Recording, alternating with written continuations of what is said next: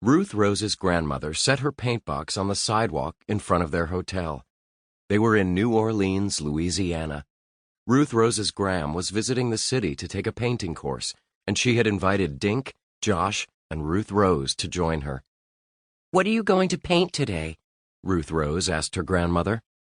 Ruth Rose liked to dress in one color, and today's color was robin's egg blue. Everything matched perfectly, down to her blue socks and sneakers. "I don't know yet," her grandmother said. "Our art teacher will tell us.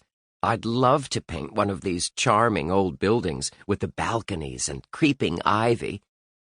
"Thanks again for bringing us," Dink said.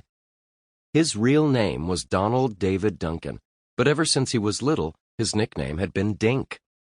"And thanks for hiring Jack to show us the bayous," Josh added. "You're very welcome," Ruth Rose's grandmother said. "Where is he taking you today?" "We're going on a hike," Josh said.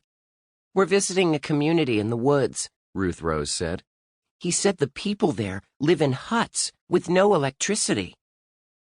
"That sounds fascinating," Ruth Rose's grandmother said. "Oh, here's Jack's van. Have fun, and I'll see you for lunch." The kids watched Ruth Rose's grandmother stride away with her paint box under one arm. A van pulled up to the curb. It was painted all over with trees and vines and flowers. On one side was an alligator with the words "Gator Guides" spilling out of its mouth. A tall man in boots, shorts, and a t-shirt hopped out. He had light hair and a deep tan.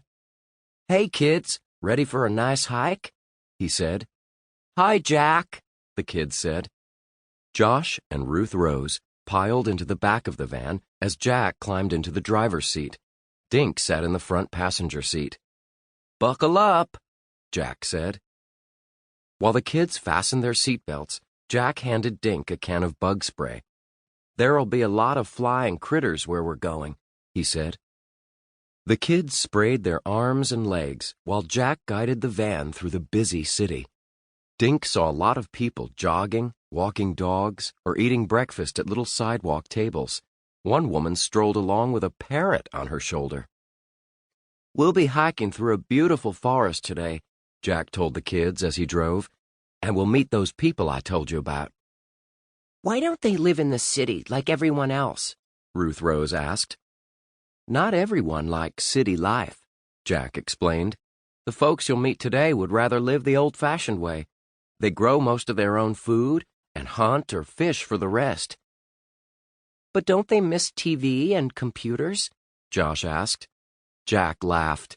"The kids go to school in town, so they probably know about that stuff," he said. "But without electricity, how do they cook?" Dink asked. "On open fires," Jack said. "Most of them have simple stoves made from clay and rocks." Dink pictured his parents cooking all their meals outside. He smiled. The road became narrower until the van was bumping along over gravel. Tall trees lined the road. Grayish-green Spanish moss dripped from the branches. Through the open windows, Dink could hear birds and smell sweet dampness. Jack's cell phone started ringing. He pulled the van to the side of the road and stopped to chat for a minute. "That was my wife," he told the kids after he hung up. "We're expecting our first baby any day now." "Cool," Josh said as Jack continued driving. "Will you take him on hikes?" "The baby could just as easily be a girl, you know, Josh," Ruth Rose said. "Either way, he or she will definitely be a hiker," Jack said, grinning.